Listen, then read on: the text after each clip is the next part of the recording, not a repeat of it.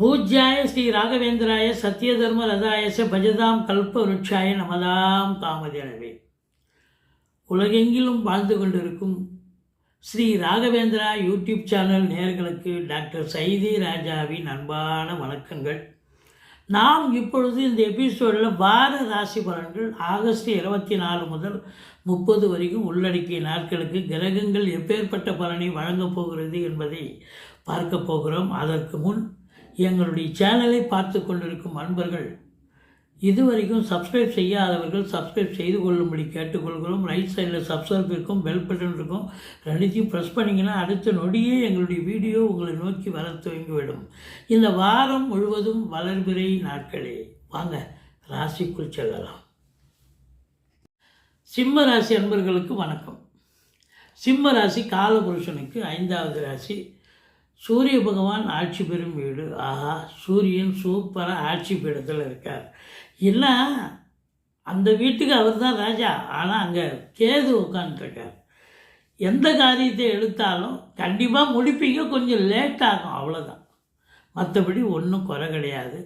இதையும் தாண்டி உங்களுக்கு 2க்கும் 11க்கும் ஆதிபத்தியம் பெற்ற புத பகவான் ராசியில் இருப்பது புதாதித்ய யோகம் ஏற்படுவது உன்னதமான ஒரு நிலை. மக நட்சத்திரம், பூரம், உத்திரம் முதல் பாதம் உள்ளடக்கியது இந்த வார கிரகங்கள் இந்த சிம்ம ராசி அன்பர்களுக்கு சூப்பரான பலனையே வாரி வழங்கும் அப்படின்னு சொல்லலாம். உங்களுக்கு 2ஆம் இடத்தில் செவ்வாய் இருக்கிறார். செவ்வாய் உங்களுக்கு யார் அப்படின்னு பார்த்தீங்கன்னா 4க்கும் 9க்கும் ஆதிபத்தியம் பெற்ற செவ்வாய் 2இல் அமர்ந்து சனி பார்வையில் இருக்கிறதால வண்டி வாகனங்கள் செலவழிக்கும். தாய்க்கு தேக ஆரோக்கிய குறைவு ஏற்பட்டு மருத்துவ செலவுகள் வரும். மற்றபடி அசையா சொத்துக்களுக்கும் நீங்கள் செலவு, ஏதாவது பெயிண்டிங் பண்ணணும், ரிப்பேர் ஆகிடுச்சு, டோர் போயிடுச்சு, அதுபோல் செலவினங்கள் ஏற்படக்கூடிய ஒரு நிலை இருக்கும். இந்த மெஷினரிஸில் வேலை பார்க்கக்கூடியவர்கள், இரும்பு அதாவது ஃபேக்ட்ரியில் வேலை பார்க்குறவங்க, லேத் ஃபேக்ட்ரியில் வேலை பார்க்குறவங்க, மெஷின் ஆப்ரேட்டர்ஸ் கொஞ்சம் எச்சரிக்கையாக இருக்கணும். மிஷின் ஆப்ரேட்டர்லாம் ரொம்ப எச்சரிக்கையாக இருக்கணும். ஏன்னா கை காலில் அடிபடுறதுக்கு அது மாதிரி ஏதாவது ஒரு பிரச்சனை வர வாய்ப்புகள் இருக்குது.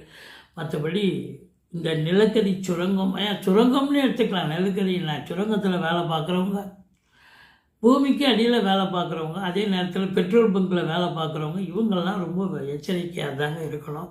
அதுலேயும் செவ்வாய் அப்படிங்கிறது எலக்ட்ரானிக்ஸை விட எலக்ட்ரிக்கல் தான் ரொம்ப ப்ராப்ளத்தை கொடுக்கக்கூடியது. அப்போது இந்த மின்சார துறையில் வேலை பார்க்கக்கூடியவர்கள், லைன்மேன், ஒயர்மேன், இதெல்லாம் பழுது பார்க்க வராங்க இல்லையா, அவங்கெல்லாம் ரொம்ப ஜாக்கிரதையாக வேலை பார்க்கணும்.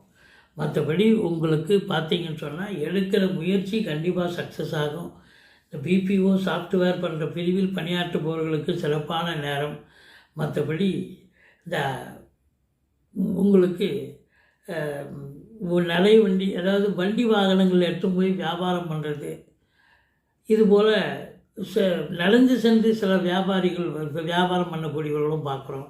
இவங்களுக்கெல்லாம் கூட சில அற்புதமான ஒரு அமைப்புகள், நல்ல சம்பாத்தியங்கள், அதிகப்படியான சிரமம் இருந்தாலும் சம்பாத்தியம் நிச்சயமாக அமையப்போகிறது. மற்றபடி 5ஆம் இடத்தை குரு பார்க்குறதால குலதெய்வத்துடைய அனுகிரகம் பரிபூர்ணமாக கிடைக்கக்கூடிய ஒரு வாரம். 7இல் ராகு இருப்பது மைனஸ், ஆனால் குரு பார்க்கறது அது ப்ளஸ். அப்போ கணவன் மனைவியிடையே ஒற்றுமை, சந்தோஷம், குதூகலம் ஏற்படும். நண்பர்களால் ஆதாயம், கூட்டு தொழில் சிறந்து விளங்கும்.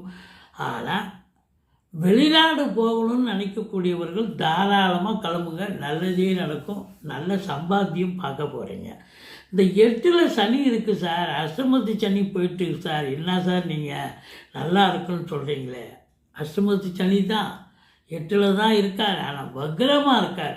அப்போ 7ஆம் வீட்டு பலனை தருவார். அப்போ அஷ்டமத்து சனி தான் அசிங்கப்பட வைக்கும், அவமானப்பட வைக்கும். 7இல் இருந்தால் அந்த அளவுக்கு இருக்காது, ஒரு 20% 30% தான் பிரச்சனை. போகிற இடம் கொஞ்சம் எதிர்ப்பு இருக்கும், அவ்வளோதான். நமக்கு இப்போ ஆப்போசிட்டில் இருக்கிறவங்க கொஞ்சம் எதிர்ப்பாக பேசுவாங்க, ஏன்னா வழக்கத்துக்கு மேலே பேசுகிறாங்களே, நம்மளை அழகாக பேசுவாங்க நம்மக்கிட்ட, இப்போ திடீர்னு மூஞ்ச கட்டுறாங்களே அப்படின்னு ஒரு தோணும், அவ்வளோதான். மற்றபடி உங்களுக்கு 8இல் இருக்கிறது ரொம்ப பாதிப்பை தரக்கூடியது இல்லையா, வக்ரமாக இருக்கிறதால ஒன்றும் குறை கிடையாது. அதே நேரத்தில் 10ஆம் இடத்தை சனி பார்க்குறார். 10ஆம் இடத்தை சனி பார்க்குறான்னு சொன்னால் அதிகப்படியான உழைப்பு தேவைப்படுகிறது. ஒரு 8 ஹவர் டியூட்டினா 10 ஹவர் வேலை பார்க்கலாம். அது சொந்த தொழிலாக இருக்கலாம், இல்லை உத்தியோகமாக இருக்கலாம், இல்லை அரசு துறையில் வேலை பார்க்கக்கூடிய இதுவாக இருக்கலாம். எதுவாக இருந்தாலும் 8 ஹவர் டியூட்டினா 10 ஹவர் 12 ஹவர் வேலை பார்க்க வேண்டிய சூழல் ஏற்படும். 10க்குடைய சுக்கிரன் 12ல் இருக்கார். அப்போ தொழில் ரீதியாக உங்களுக்கு செலவினங்கள் ஏற்படும். வரக்கூடிய வருமானத்தை அப்படியே தொழிலுக்காகவே ஒதுக்கிடுவீங்க. தொழில் அது இன்னும் அதை சரி பண்ணணும், அதை எஸ்டாப்ளிஷ் பண்ணணும் அப்படின்னு. மற்றபடி பெண்களால் வருமானங்களும் வரும், ஆனால் பெண்களால் செலவினங்கள் ஏற்படக்கூடிய ஒரு நிலை. பாருங்கள், குரு பாருங்கள் உங்களுக்கு 11ல் இருக்கார். தனக்காரகன் 11ல் இருந்தால் நல்ல வருமானம் நிச்சயமாக வரும். ஏன்னா அதிகப்படியாக உழைக்க போகிறீங்க, உழைப்பு இருந்தால் அப்போ வருமானம் வரத்தானே வரும். அப்போ கண்டிப்பாக நல்ல சந்தோஷமான ஒரு நிலை இருக்கும், நல்ல வருமானம் இருக்க போகிறது. நினச்ச காரியம் கைகூடும். என்ன உங்கள் அபிலாஷையோ உங்கள் கோரிக்கை என்னவோ அந்த கோரிக்கையை நீங்கள் நிறைவேற்றிப்பீங்க. ஏன்னா ராசிநாதனும் நல்லா இருக்கார், 11ல் குருவும் இருக்கிறார். அப்படின்னும் பொழுது டெஃபினட்டாக சாதிக்கும் வாரம், சந்தோஷமான ஒரு வாரம் அப்படின்னு கூட சொல்லலாம். 7.5 சனி, அதாவது அஷ்டமத்து சனி உங்களை ஒன்றும் பண்ணாது.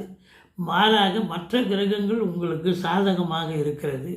அதனால் இந்த வாரம் உங்களுக்கு பார்த்திங்கன்னா நிச்சயமாக, அதாவது பண வருமானம் அதிகமாக இருக்குது. ஆனால் 2ஆம் இடத்தை சனி பார்க்குறாரு பாருங்கள். குடும்பஸ்தானத்தை சனி பார்க்குறது, குடும்பத்தில் சண்டை சச்சரவு வரும், விட்டு கொடுத்து போகணும். அதே நேரத்தில் கொடுக்கல் வாங்கல் கண்டிப்பாக செய்யக்கூடாது.